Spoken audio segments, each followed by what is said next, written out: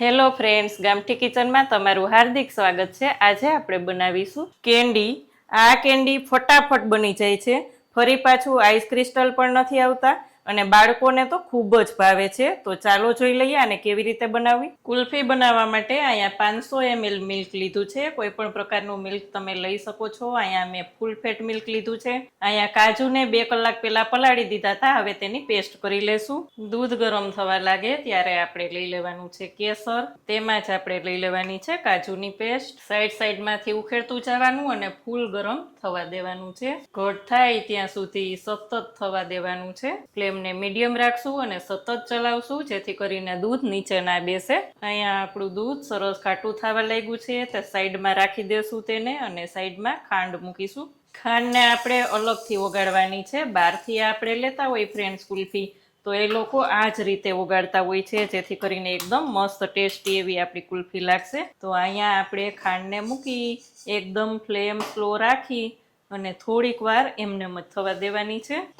આ જ રીતે ચલાવવાની છે, એમનેમ જ ઓગળવા દેવાની છે, અંદર પાણી કે કાંઈ એડ કરવાનું નથી। અહીંયા આપણે અડધા લીટરમાં અડધા કપથી પણ ઓછી ખાંડ લીધી છે। તમારા ટેસ્ટ પ્રમાણે તમે ખાંડ લઈ શકો છો, પણ અહીંયા આપણે આ માપ એટલે કે મીડિયમ ગળ્યું થશે। ખાંડનું પ્રમાણ થોડુંક માપે પણ રાખવું પડે, કારણ કે ઠંડી થાય એટલે ફરી પાછી ગળી ના લાગે, એટલે થોડીક તો એમ તો વધારે રાખવી જ પડે।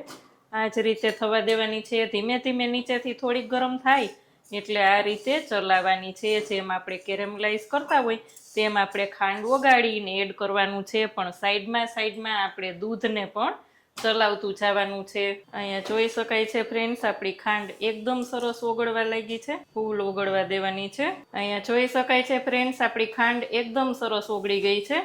આપણે હવે દૂધમાં એડ કરવાની છે। અહીંયા આપણે આ જ રીતે દૂધમાં એડ કરી દેવાની છે અને બધું એકદમ મિક્સ કરી દેવાનું છે। દૂધમાં આવતા આ જ રીતે આપણી ખાંડ થઈ જશે, પણ ધીમે ધીમે બધું સરસ ઓગળી જશે। અહીંયા જોઈ શકાય છે ફ્રેન્ડ્સ, આપણી ખાંડ ફરી પાછી એકદમ સરસ ઓગળી ગઈ છે, એકદમ ઘટ એવું આપણું મિશ્રણ થઈ ગયું છે।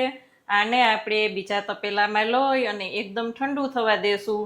ઠંડુ થઈ જાય એટલે કલાક એક ફ્રીઝરમાં રાખી દેશું।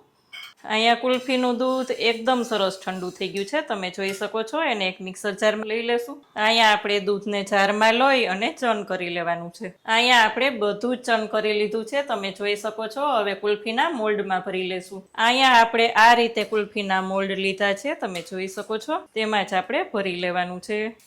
અહીંયા આપણે બધા જ મોલ્ડ ભરી લીધા છે। હવે આ જ રીતે ફોઇલ પેપર લઈ અને તેને પેક કરી દેશું। આ રીતે એકદમ ટાઈટ ફોઇલ પેપર લઈ અને પેક કરી દેવાનું છે, જેથી કરીને ઉપર કાંઈ આઈસ ક્રિસ્ટલ ના થાય। તો આ જ રીતે આપણે બધા જ પેક કરી દેશું।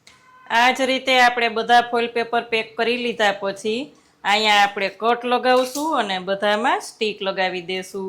આ જ રીતે આપણે બધી સ્ટીક લગાવી દેશું। અહીંયા આપણે કુલ્ફીના બધા જ મોલ્ડ આ રીતે તૈયાર કરી લીધા છે।